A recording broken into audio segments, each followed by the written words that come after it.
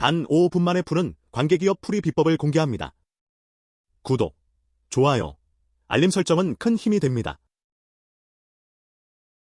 지분법 손실 문제가 출제되었던 2018년 11번과 제1028호 관계기업과 공동기업에 대한 투자 기준서의 사례를 통해서 지분법 손실 문제를 쉽게 풀 수 있는 방법을 알려드리겠습니다. 이 방법을 사용하면 지분법 손실 문제를 쉽게 풀 수 있습니다. 먼저, 관계기업 투자 주식 장부 금액이 0원이 될 때까지만 지분법 손실을 인식합니다.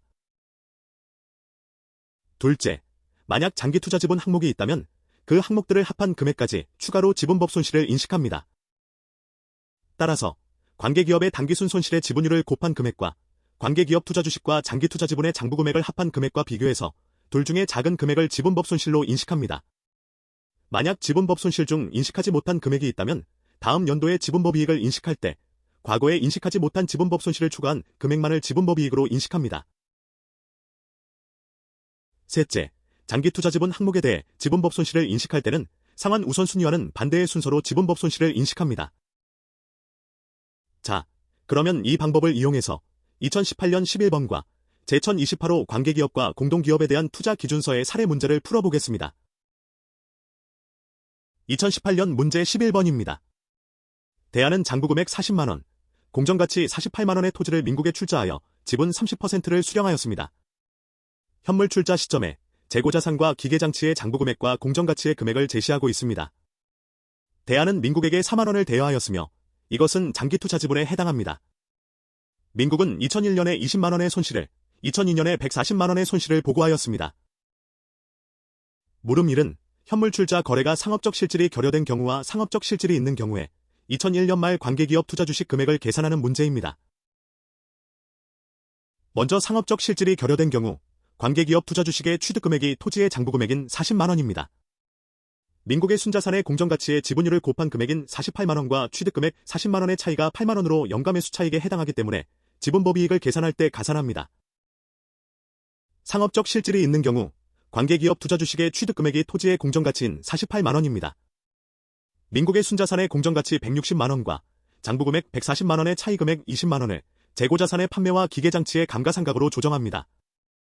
또한 토지를 현물 출자하면서 인식하는 유형자산 처분이익 8만원을 내부 미 실현이익으로 보기 때문에 지분법 손실을 계산할 때 조정합니다. 물음 2는 현물 출자 거래가 상업적 실질이 결여된 경우와 상업적 실질이 있는 경우에 2002년 말 관계기업 투자 주식과 대여금 금액을 계산하는 문제입니다.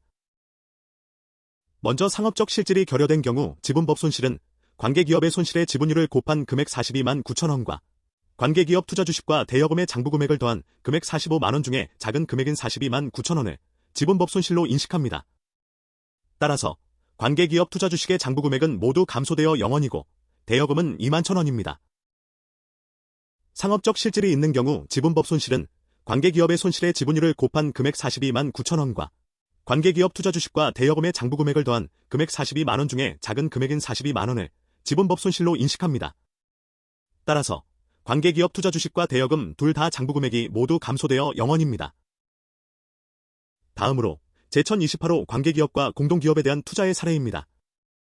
O주식은 보통주이며 40% 지분을 소유하고 있습니다. P주식은 비누적적 우선주이며 순투자의 일부를 구성합니다. LT대여금은 장기대여금이며 순투자의 일부를 구성합니다. O주식, P주식, LT대여금의 최초 투자 금액은 각각 200원, 100원, 100원입니다. 매년 말에 P주식과 LT대여금의 장부금액을 제시하고 있으며 관계기업의 손익을 제시하고 있습니다. 1차 년도에는 P주식의 금융자산평가이익 10원, LT대여금의 손상차손 10원, O주식의 지분법이익 20원을 인식합니다. 2차 년도에는 P주식의 금융자산평가손실 20원, LT대여금의 손상차손 20원을 인식합니다. 그리고 지분법 손실은 관계기업의 손실의 지분율을 곱한 금액 80원과 관계기업 투자 주식과 장기 투자 지분 장부금액을 더한 금액 380원 중에 작은 금액인 80원을 O주식의 지분법 손실로 인식합니다. 3차 년도에는 P주식의 금융자산평가손실 40원, LT대여금의 손상차손 20원을 인식합니다. 그리고 지분법 손실은 관계기업의 손실의 지분율을 곱한 금액 200원과 관계기업 투자 주식과 장기 투자 지분 장부금액을 더한 금액 240원 중에 작은 금액인 200원을 O주식의 지분법 손실로 인식합니다. 4차 년도에는 P주식의 금융자산평가손실 10원을 인식합니다. 그리고 지분법 손실은 관계기업의 손실의 지분율을 곱한 금액 60원과 관계기업 투자주식과 장기투자지분 장부금액을 더한 금액 40원 중에 작은 금액인 40원을 지분법 손실로 인식합니다. 또한 피주식의 금융자산평가손실 10원을 인식하면서 장부금액이 부의 금액이 되기 때문에 지분법 손실 10원을 환입하면서 장부금액을 0원으로 만들어줍니다. 따라서 4차년도에 인식하지 않은 지분법 손실은 총 30원입니다. 5차년도에는 피주식의 금융자산평가이익 20원, LT대여금의 손상차 손환입 10원을 인식합니다. 그리고 관계기업의 이익의 지분율을 곱해서 계산한 지분법이익은 0원입니다. 그러나 4차년도에 인식하지 않은 지분법 손실 30원을 인식합니다.